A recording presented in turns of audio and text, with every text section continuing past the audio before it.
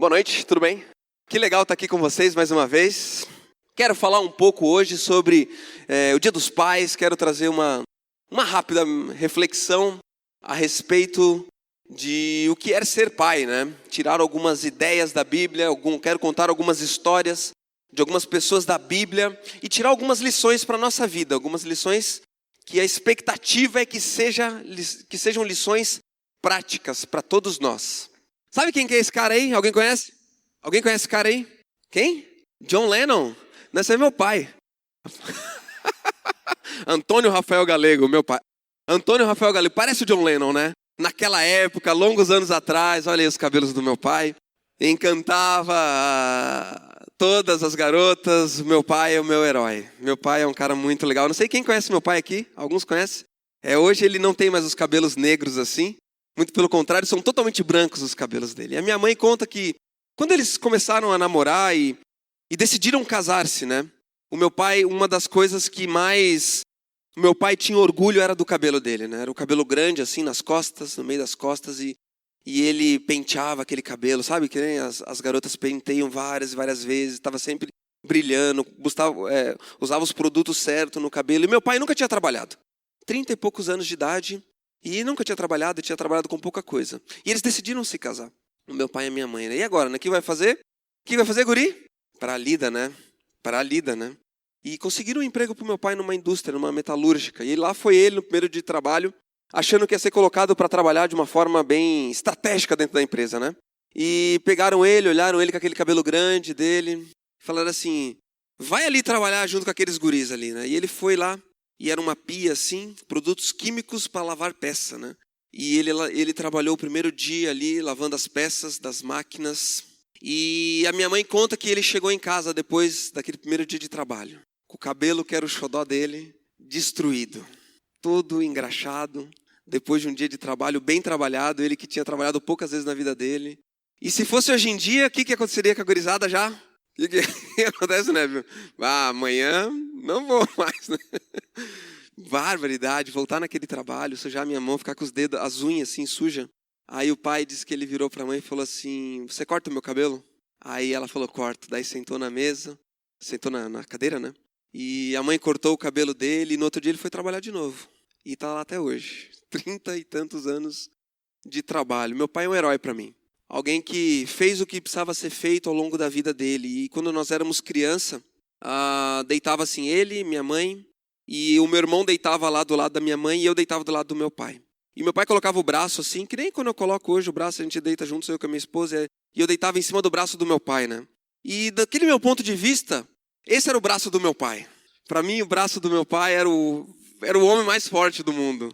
Eu deitava em cima ali do bíceps do meu pai, e meu pai falava uma coisa interessante para mim. Ele falava assim, o dia que você conseguir virar meu braço, você vai virar homem. E a gente era criança, eu e meu irmão, a gente tentava pegar ele de surpresa, sabe? Ele estava assim despercebido, tentava virar o braço dele, mas nunca conseguia. Eu acho que até hoje, se eu tentar, eu acho que eu ainda não consigo.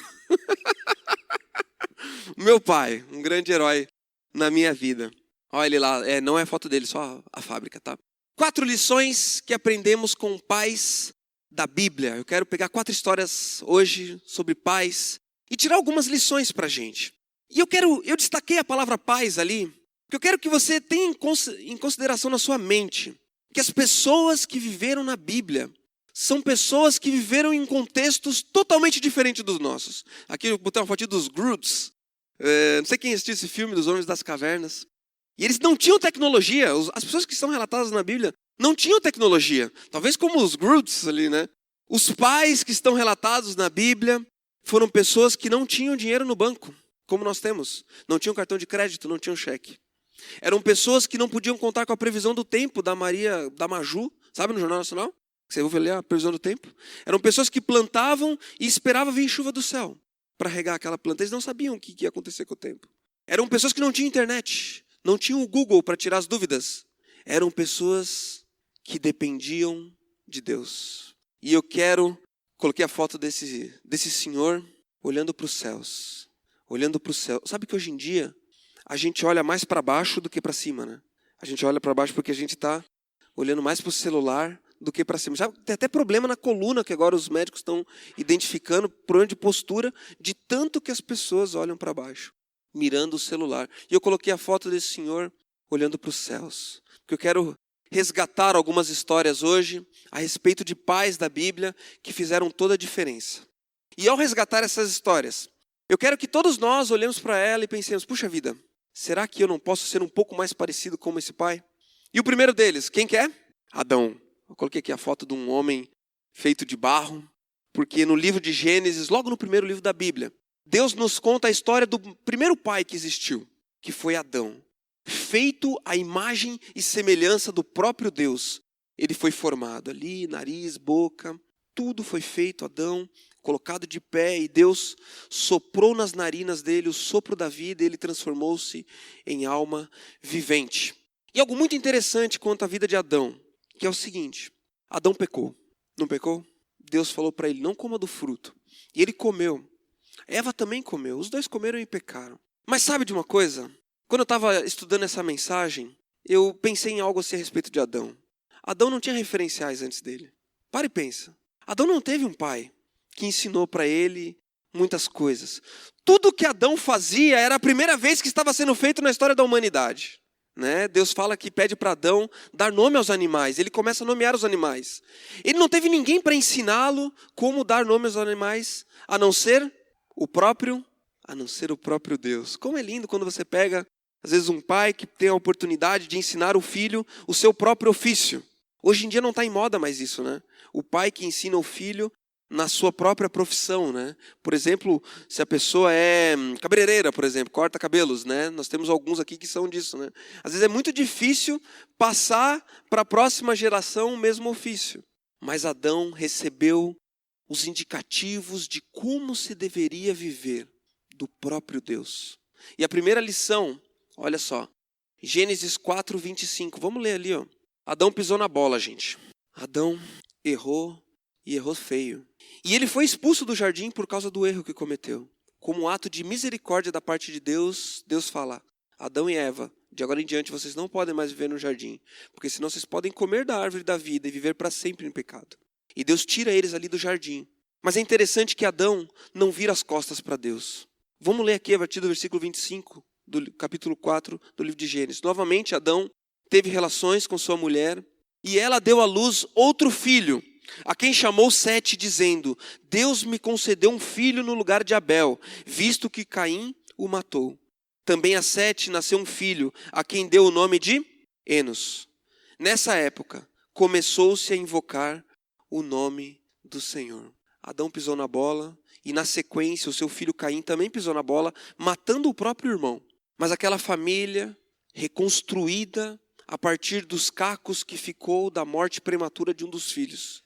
Tiveram outros filhos, e Adão, como embaixador ali daquela família, falou assim, gente, vamos olhar para Deus novamente. Vamos olhar para Deus, porque por mais que Adão não tivesse um pai físico, assim, alguém, um pai que lhe ensinasse a caminhar, ele tinha um Deus que era o referencial dele. O pai de verdade sabe que Deus sempre será o melhor exemplo a... Vamos ler juntos? Vamos lá. Deus sempre será o melhor exemplo a seguir. Deus foi exemplo para Adão. Eu fico pensando em Adão, olhando para a família dele. Eu fico pensando em Adão, olhando para Eva, chorando a morte do filho. E ele lembrando do jardim. E ele lembrando dos bate-papos com Deus. Ele falou assim, gente, vamos voltar para o nosso Deus. Porque o versículo ali diz, naquela época começou-se a invocar o nome do Senhor. Deus era o referencial dele. Eu gosto muito desse salmo, gente, que diz o seguinte, Salmo 19, 7. A lei do Senhor é perfeita e revigora a alma. Os testemunhos do Senhor são dignos de confiança e tornam sábios os inexperientes. Tornam sábios os inexperientes. Talvez você está aqui hoje e você é carente de exemplos na sua vida. Talvez você está aqui hoje e fala assim, puxa Fabrício, o meu pai ele não foi um referencial tão presente na minha vida, alguém que eu pudesse seguir os caminhos. Mas a palavra de Deus nos fala que a lei do Senhor é perfeita e tornam sábios os inexperientes. Você quer saber como é que vive a vida? Olha para a Bíblia. Olha para Deus. Só um exemplo para vocês. Quando eu casei, sabe que a noite de núpcias é a cereja do bolo, né? É o momento crucial ali da cerimônia. O casamento foi lindo, maravilhoso, mas os homens sabem, né, do que eu estou dizendo, né? O homem fica naquela expectativa muito grande do que vai ser a noite de núpcias. E a mulher também. A mulher também tem todo um preparo para aquele momento tão especial. E lá estava eu. E eu confesso para vocês, querido, eu estava com medo da noite de núpcias. Porque vai saber o que vai acontecer, né? Porque o que ia acontecer ali dentro não era muito a minha área de atuação, sabe? Não era algo que eu dominasse. E eu era, aqui ó, inexperiente. Não era muito a minha praia o que aconteceria ali dentro. Mas que beleza poder olhar para a Bíblia. Tem até um livro, sabe, que eu li antes do casamento. Não sei se vocês têm aqui na livraria. Chama O Ato Conjugal. Tem aqui? Tem aqui? Tem? É legal o livro, né? Mas assim, tem que ser... Minha mãe falou assim para mim. Fabrício, eu vou falar que nem minha mãe, tá? Fabrício, eu tenho um livro para dar para você, meu filho. Só que só pode ler poucos dias antes do casamento.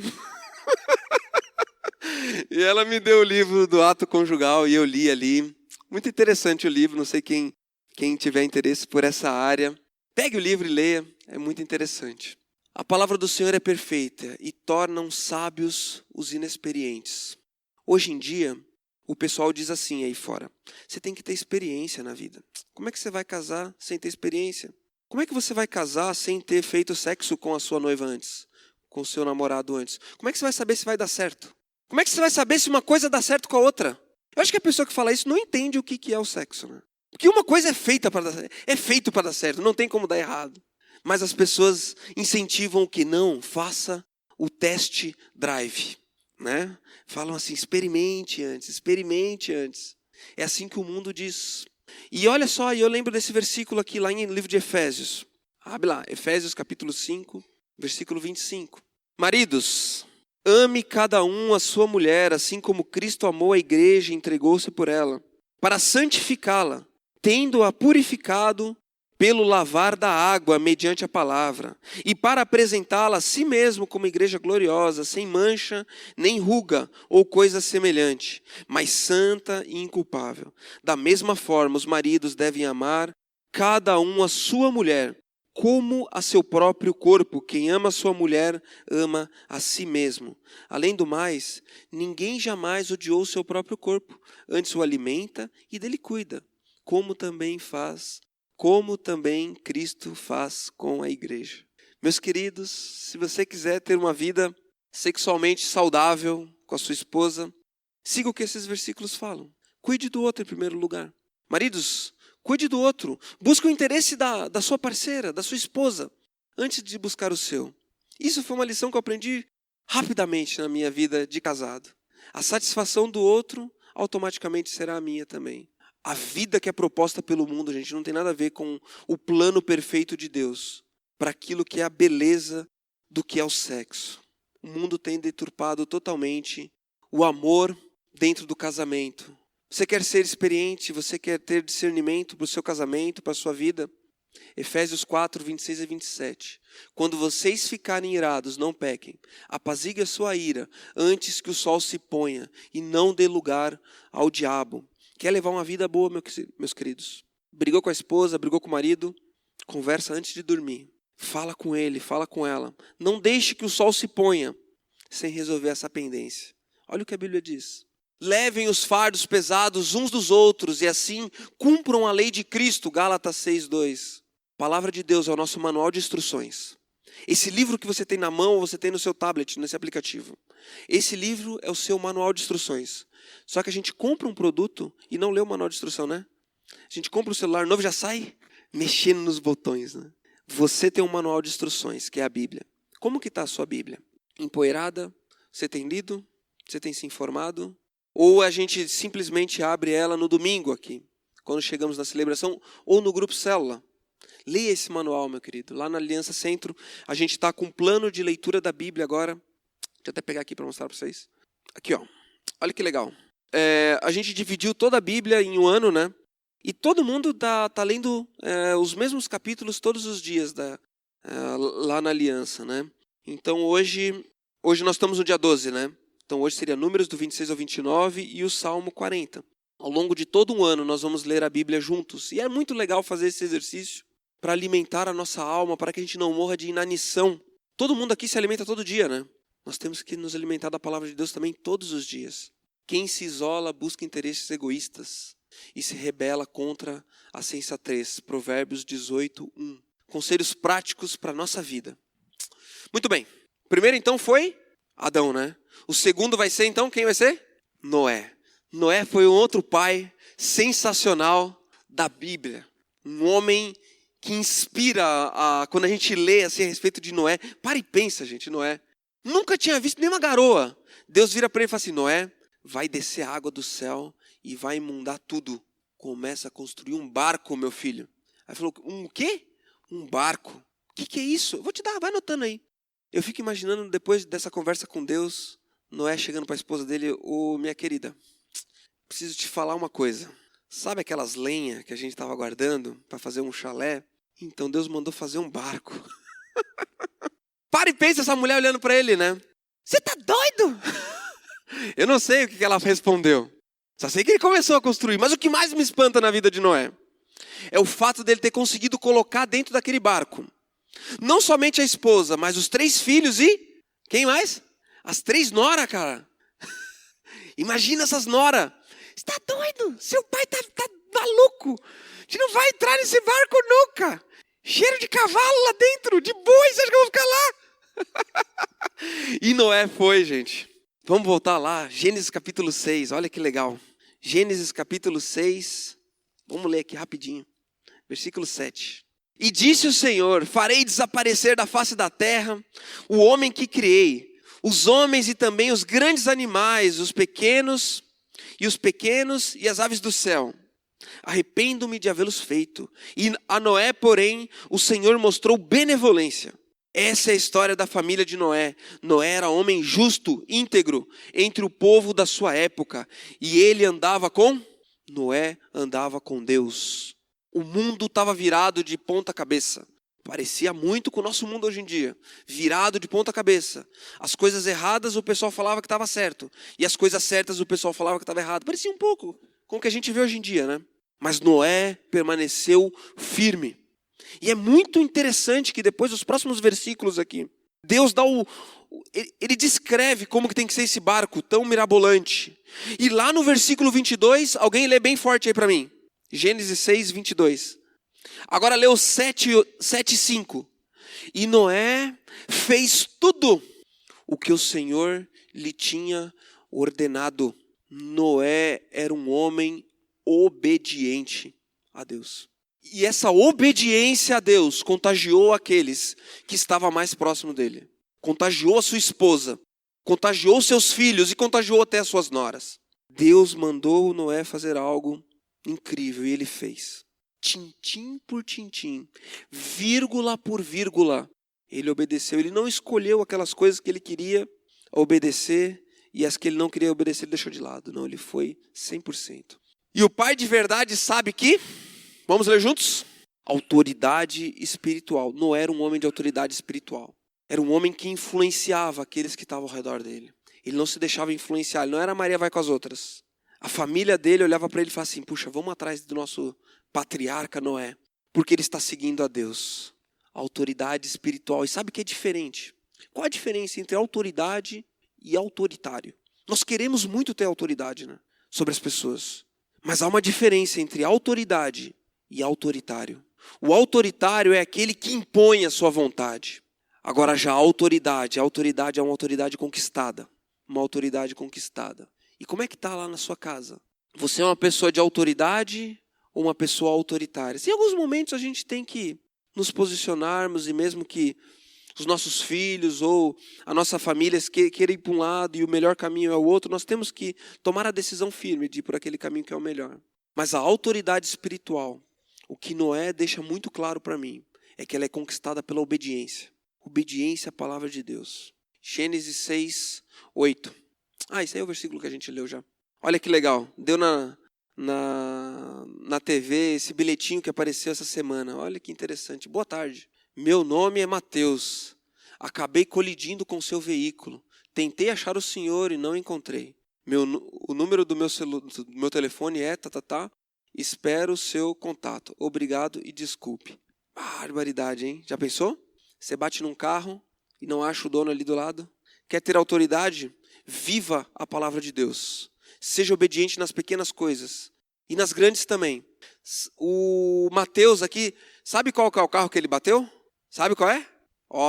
Um Porsche, cara. Eu me pergunto, como é que o cara estaciona um Porsche na rua?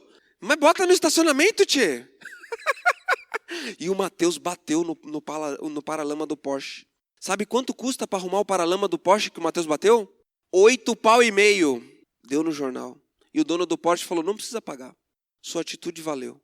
Mas e se acontece isso com a gente? 8.500 reais para arrumar o paralama do Porsche. E o guri foi e deixou o bilhete ainda no para-brisa do Porsche. Com o telefone dele. Barbaridade. Gente do céu.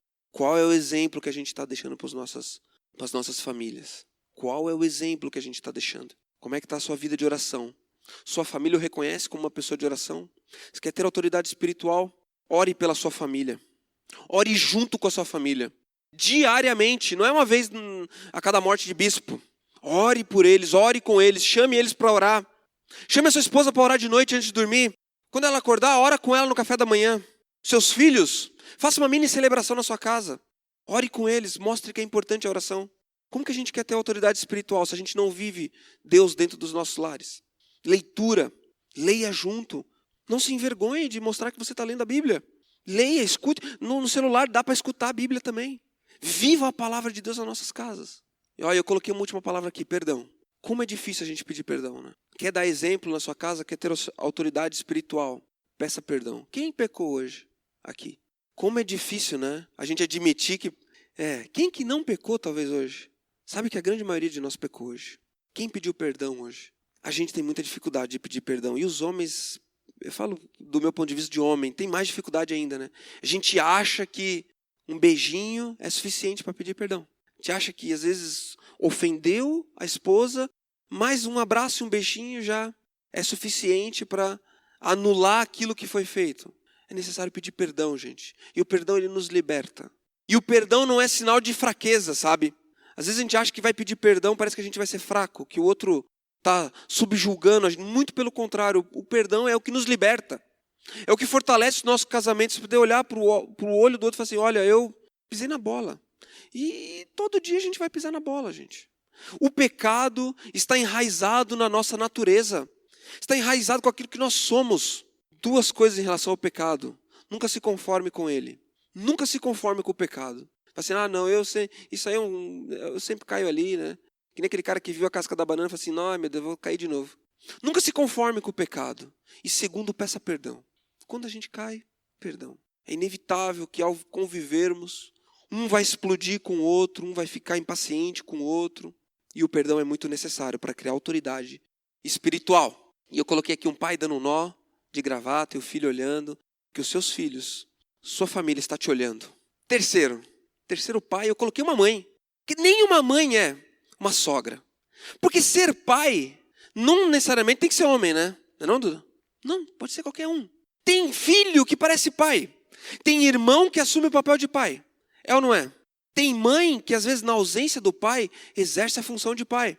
E deixa eu te falar uma coisa a mais. Um dia, chegará o dia, talvez, não sei, mas muito provavelmente, em que os meus pais vão se transformar em crianças. E que eu vou ter que cuidá-los como se eu fosse pai. É ou não é?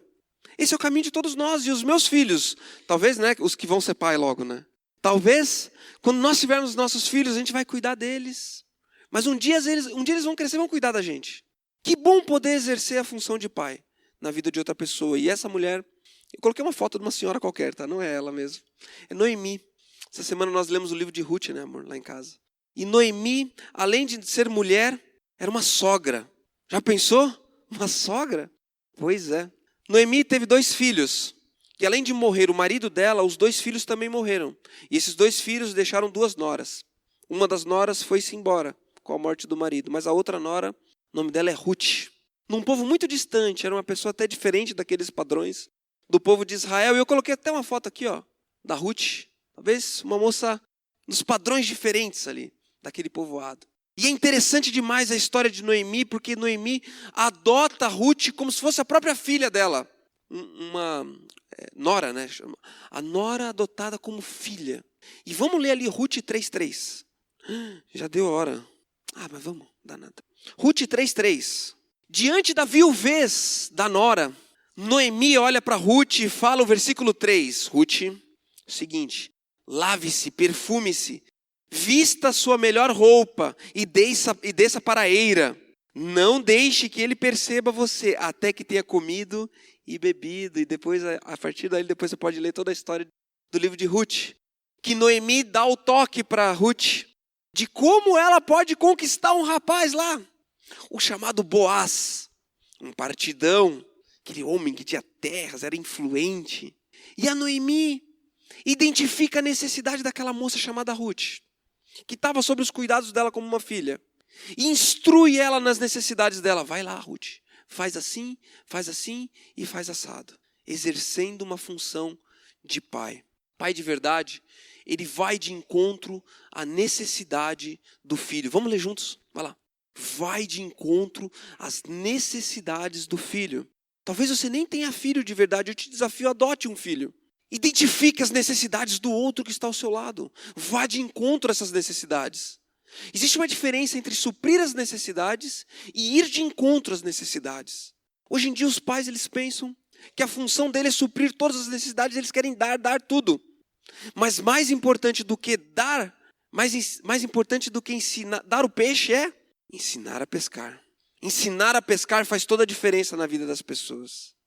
Para que a pessoa cresça, amadureça. E Noemi, quando mandou Ruth, vai minha filha, vai lá tentar. Ela não estava pensando nela, porque ela podia, puxa, Ruth vai lá, vai casar com o cara, depois o que vai sobrar para mim? Vou ficar sozinha. Não, ela pensou na necessidade da Ruth. E um pai de verdade faz isso. Ele pensa na necessidade do filho. Eu tenho corrido com o Ismael, meu amigo cego, ele não enxerga nada, já comentei com vocês. E é uma experiência formidável correr com o Ismael. Eu falo para ele, falo assim, Ismael, cara, quando a gente chegar no céu, cara, você vai ver, cara, eu vou fechar meu olho e eu vou correr do seu lado e você vai ver como é difícil, cara, guiar o outro. O Ismael, ele não conhecia Cristo antes de ficar cego. Mas depois que ele ficou cego, ele teve um encontro com Cristo. E hoje ele enxerga com clareza o plano que Deus tem para a vida dele. Ismael é uma bênção na minha vida. E tem algumas coisas muito legais da nossa relação. Porque quando eu corro com ele, eu tenho que avisar todos os obstáculos que tem no chão. Tudo que tem, galinha de árvore, poça d'água, pessoas, cachorro, tudo eu tenho que avisar para ele. Mas de vez em quando, eu não consigo enxergar tudo. E o Ismael às vezes dá uma trupicada. Imagina o Ismael dando uma trupicada, ele olha para mim, olha não, né?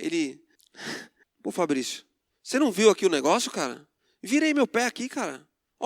Semana que vem eu vou achar outro para correr comigo. Você não serve. Mas às vezes eu tô indo com o Ismael, coitado, tava num degrauzinho, eu não avisei, acabou, daí ele deu uma trupicada, pouca coisa, tá? Não se assusta. E ele falou, sabe o que para mim? Eu falei, Ismael, desculpa, eu não vi aí o buraco. Ele falou assim, Fabrício, sabe de uma coisa? Eu até quando enxergava, tropeçava. Agora que eu sou cego, eu não quero tropeçar. Isso aí não foi nada. Vamos continuar. E segue, isso aí é formidável, gente. Essa ilustração para mim, quando ele falou isso, eu peguei assim no meu coração e falei assim, é assim que Deus age comigo também. Porque imagina só se cada tropeção da vida, a gente virasse as costas para Deus. Pô, Deus, você não viu? Você não podia me livrar disso? Imagina se cada pequeno tropeção acontecesse isso. Cada gripe que a gente pegasse, pô, Deus, você não viu aquele cara espirrando em cima de mim? Eu tenho que trabalhar, não quero mais saber de ti. Deus quer fazer de nós, gente, pessoas maduras. Pessoas que encaram a vida, encaram as dificuldades da vida, segurando firme na mão dele, que nem o Ismael segurando na minha mão. Às vezes a gente sai caminhando pela rua, acho que as pessoas olham de olho e falam, que esses dois caras caminhando com elastiquinho um na mão do outro? Deus espera que a gente segure na mão dele e encare a vida. Encare o desemprego, encare a doença e siga caminhando. Fazer de nós pessoas maduras e para isso ele vem de encontro às nossas necessidades, suprindo todas elas, nos fazendo pessoas maduras. Deus não quer fazer de nós pessoas independentes dele, mas sim nos fazer cristãos maduros. Ele não quer que você simplesmente esqueça dele, não pergunte mais nada para ele. Mas ele quer que a gente, no meio das tempestades, tenha os olhos fitos nele. Fazer de nós pessoas maduras, preparar-nos para a vida. É impressionante como muitas pessoas se consideram cristãs, mas não consultam a Cristo ao fazer suas escolhas. Pessoas que estão vivendo independentes de Deus. E, gente, o último pai para terminar, já estamos no tempo avançado e ainda vai ter uma musiquinha depois, é Paulo. Coloquei Paulo. Paulo é aquele que escreveu grande parte do Novo Testamento. Paulo não teve filhos, assim, de sangue, mas teve centenas de milhares de filhos espirituais. E Paulo falou algo muito legal. A lição desse quarto e último pai é: multiplica Cristo na vida dos seus filhos. Multiplica Cristo na vida dos seus filhos, na vida daqueles que estão ao seu redor. E eu gosto muito desse versículo, gente.